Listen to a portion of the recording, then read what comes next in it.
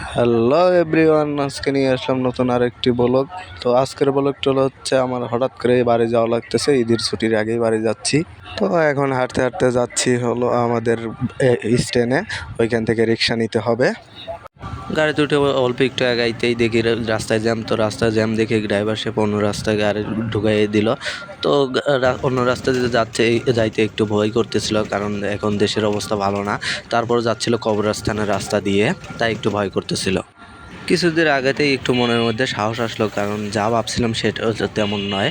আসলে দু একটা গাড়ি দেখতেছিলাম এবং কি একটা বাজারেও ঢুকে গেছিলাম, তাই একটু মনে সাহস আসলো আর কি।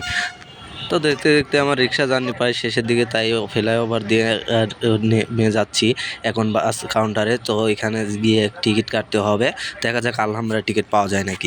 ছয়টাই এই যে E2 আছে, তারপর C3 আছে,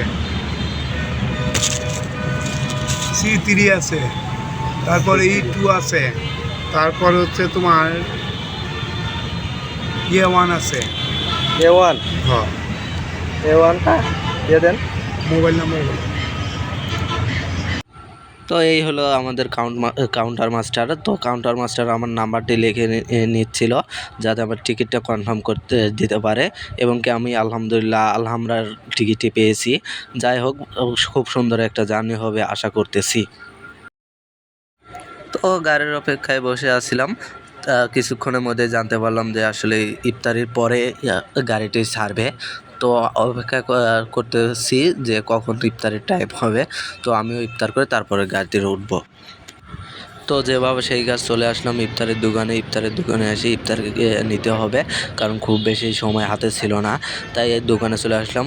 তো একজনকে দেবার পরেই আমাকে দিবে কথা বলা হয়েছে। তো তাকে ইফতারি দেওয়া শেষ হতে হতেই আমাকে ইফতারি দেওয়া শুরু করলো।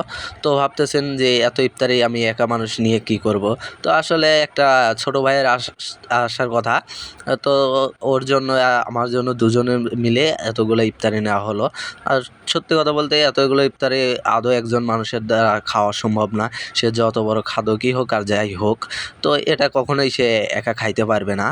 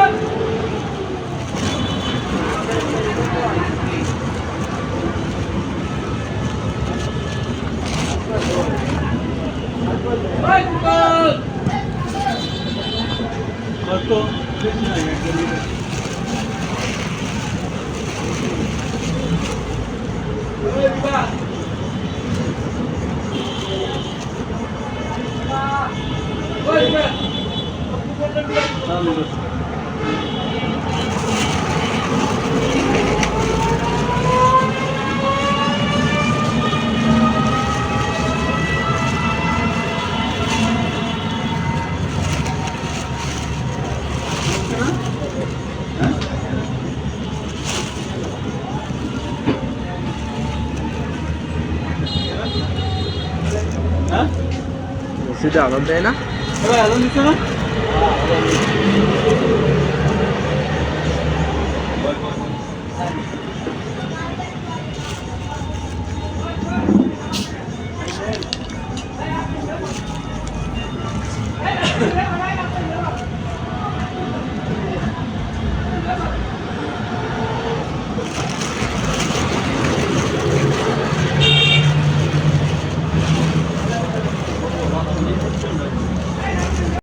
যাক আলহামদুলিল্লাহ, ফাইনালি ইফতারি শেষ করে রাস্তায় এসে দাঁড়াইলাম।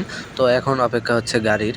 তো গাড়ির সবাই তো ইফতারি করবে, আমার তো ইফতারি শেষের দিকে। আশেপাশে অনেকেই ছিল, তারাও ইফতারি করছে। এখন আমি গাড়ির জন্য ওয়েট করতেছি রাস্তা। তো ফাইনালি গাড়িটি আমি পেয়ে গেলাম। তো আলহামরা গাড়িটি ছিল আলহামরা। তো আমাদের বাজারে গিয়েই গাড়িটি থামবে, তাই আর কি দেরি না করে গাড়িতে উঠেই বসলাম। তারপরে ভিডিওটি চালু করছি। আমি দুঃখিত যে আপনাদের গাড়িটি দেখাইতে পারিনি যে গাড়িটি আসলে কেমন দেখা যায়। তো নেক্সট টাইম যদি আবার কখনো ট্রাভেল করার সুযোগ হয় তখন দেখাবো ইনশাল্লাহ। কিছুদিন যেতে না যেতে দেখলাম বৃষ্টি শুরু হয়ে গেছে। আল্লাহ তাআলার কি অশেষ রহমত যে সারাদিন রোজা রাখার পরে এখন প্রশান্তির একটা বৃষ্টি ঠান্ডা আবহাওয়া তৈরি করে দিল। আল্লাহ দয়ামান। তো আলহামরা গাড়িটা এত সুন্দরই সার্ভিস যে ঠান্ডা আবহাওয়াতে আমার ঘুম পেয়ে যাচ্ছিল, দেখতেছেন ঘুমে আমার চোখটা লাল হয়ে যাচ্ছে, তাই একটু ঘুমাইলাম আর কি। গাড়ির স্টেপের ডাকে ঘুম ভেঙে এই দেখে আমাদের বাজারে চলে আসে। তো এই গাড়ি থেকে নেমে এই হাঁটতেছি। তো আমাদের বাজারে এই চলে আসছি। তো অল্প একটু হেঁটে যাচ্ছি আর কি, এবং চারদিকে দেখে নিচ্ছি যে আমাদের বাজারটা ঠিক আগের মতোই আছে। তো বাজারটি হচ্ছে আমাদের সেই প্রাণপ্রিয় জোরগাছা বাজার। বাজার থেকে ঘুরে ঘুরে দেখতেছি আর দেখতেছি সেই চিরচেনা পথ, সেই চিরচেনা দোকানপাট কত সুন্দর আগের মতো হয়ে আছে, শুধু আমরাই দেশে থাকতে পারি না কাজের জন্য। তো ঘুরে ঘুরে দেখায় আমার শেষই হচ্ছে না। এখন বাড়ির উদ্দেশ্যেও তো রওনা দিতে হবে। বাজারটি ছেড়ে যাইতেই মন চাচ্ছিল না। তো কি করা যায়, বাইরে তো যাইতেই হবে। তো সব বাই বাই, টাটা, আল্লাহ হাফেজ, সবাই ভালো থাকবেন, সুস্থ থাকবেন।